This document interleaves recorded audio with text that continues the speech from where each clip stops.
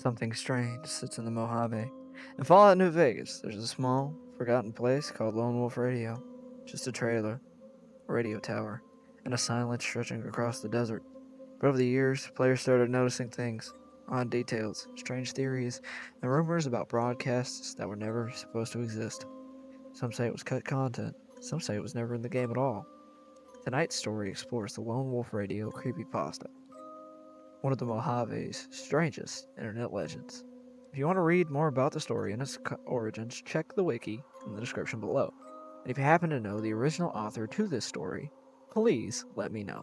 Don't forget to like and subscribe, and hit the bell to never miss a story. Don't forget to stay scared, and enjoy the story.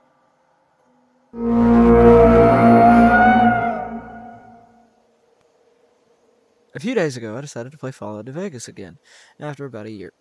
My save game had a character at level 43 in a very strange location. I was at a part of the map called Lone Wolf Radio. It was a derelict trailer full of various audio equipment for what I assume was sending out some sort of pirate radio signal. The area didn't seem all too interesting at first, mostly because there was no valuable loot besides a Sunset Sarsaparilla Star Cap and a copy of the Wasteland Survival Guide. What piqued my interest about the trailer was the graffiti that covered the inside of the trailer. On the outside, in some kind of spray paint was written on it that said, "Keep out." I'm guessing this message was written by an outsider and not the person who lived in the trailer, who I will call the Lone Wolf.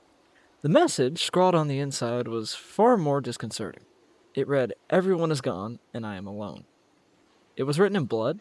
I decided to look deeper into the matter of this trailer and to get some answers about the very out-of-place location compared to the rest of the game. After vigorous investigation, I managed to track down a person who could answer my questions. He claimed to be a former employee at Obsidian Studios, although I found his claim dubious at best, but I decided to hear him out. He was the best I had at this point. He told me that the location was going to tie into a major quest line. You would turn on your radio at about 2 a.m. to hear the Lone Wolf spout out incomprehensible gibberish and proceed to murder a random person. This process would intensify if you ignored the broadcast to the point he would murder a child. According to the former employee, who went by Thomas, they cut the plotline for many reasons. The most obvious being that a quest in which a child is murdered is far too graphic for a game with a tone like Fallout New Vegas. Me and Thomas had a long conversation about the possibility of accessing the game data. Here's our email messages. Me: how far along was the quest before it was cut? Thomas: we were almost finished, but right before the game was ready, we got a message from upstairs that they wanted the entire quest line cut for the game for undisclosed reasons. Me: so, I'm wondering, since the quest line was cut from the game in late development, do you think there's any way to get it or something? Thomas: I'm pretty sure it would still be on there from when we cut the material off of it and left the game data in the files and then completely delete it. So, you're saying all the files are there? Thomas: no, most of them are gone. You probably find a couple of files on the disks. Me: do you know any way I could get the rest of the files? Thomas: unless you work there, you're not going to find anything. Me: thanks for the help, Thomas. I'm going to keep my eyes open for anything about this. Thomas: alright, good luck and take it easy. After about 2 weeks of hunting with no results, I was about to give up on the matter when I got an anonymous email stating that it had what I was looking for. It read, "I heard you were looking for the files to the Lone Wolf quest. I attached them here. Don't reply back." I found it a little disconcerting that I'd get the files in such a manner, but I was too amazed to actually get them. I packed them into an ESP file and got to work. I reloaded my save and waited until 2 a.m. for the radio signal. Sure enough, I picked up the radio frequency, but what I heard on the broadcast disturbed me deeply. And I'll write down what I heard below. "All alone. I'm the last person alive. All around me the sky is weeping, the earth howls for blood. The very pits of the great below open for another offering. I hope the meager soul pleases you." All of a sudden I heard a voice chime in, halting this belligerent rambling. "Someone help me! I'm not supposed to be here! I only came here for an audition! I don't want to die!" I felt very confused about this line of dialogue. For one, it did seem like the regular voice actors. In Fallout New Vegas, it almost sounded like a regular person. For another, the line didn't seem to match what was being said at all.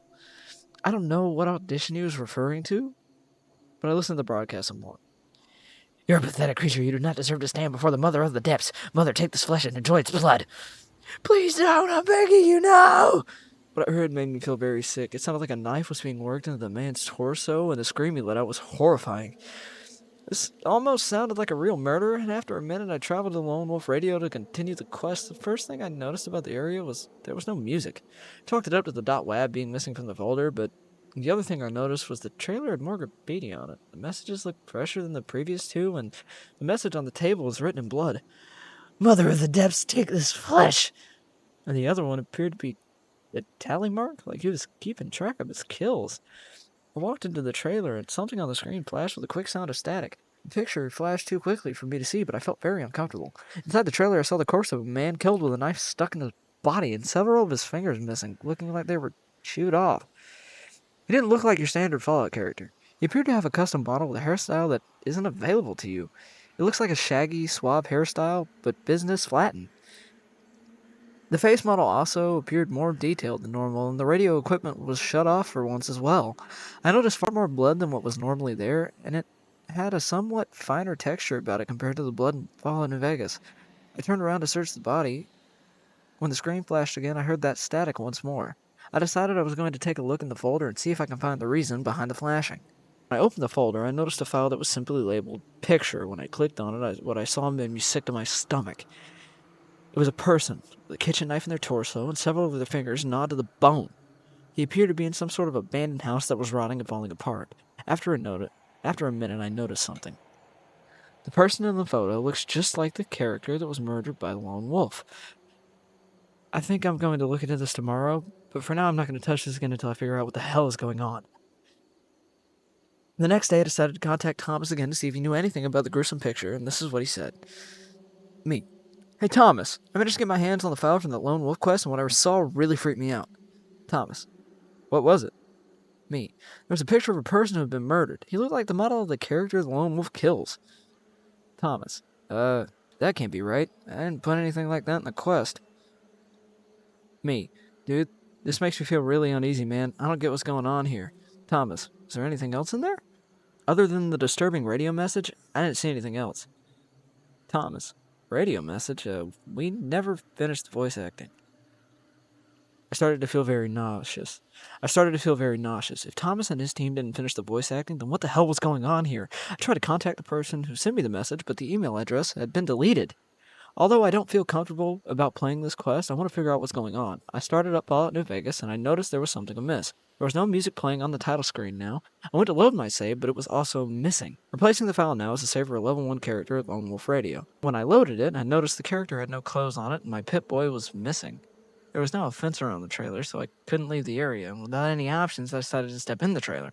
When I did, the screen flashed. What I assumed was that disgusting picture, and the same static happened, but it was longer than last time. It was pitch black now, save for the radio equipment, and I couldn't move from my hiding spot for some reason. Just as I was ready to shut the game off, a person walked up and started dialogue. It was the lone wolf himself. He spoke to my character, talked about the Mother of the Depths like last time. This time he asked me to help him, making an offering to the Mother of the Depths. I didn't like where this was going, but I accepted anyways just to see where this quest was going. He leaves for a second and comes back with a child. I felt like I was going to throw up. Like the previous person, this model was not like any character in Fallout New Vegas, and he had a far more detailed character model. I wanted to shut off the game now, but the escape button wasn't working, and neither was my Alt-Tab, and the Control-Alt-Delete buttons were doing fuck all as well. The lone wolf spoke his words of offering, and proceeded to raise a sledgehammer. The child model was crying at this point and spoke, "Please, mister, I'm scared. I want to go home." The dialogue was eerily realistic, and I remember my previous experience with this. I felt very tense now. Just as he was about to hit the child with the sledgehammer, the screen flashed, and the game crashes. I have a cold bead of sweat running down now as I open the file. A new file labeled Picture, just as the last one. With a great hesitation, I open the file. What I see makes me start to tear up, and I yelled. It was a photo of a child with his head caved in and blood drenched everywhere. After that, I deleted the lonewolf.esp, and I uninstalled my copy of Fallout New Vegas. Can't play it anymore after that. I haven't heard anything from Thomas or the person that sent me the file. Then again, I don't think I want to hear anything about it after going through that.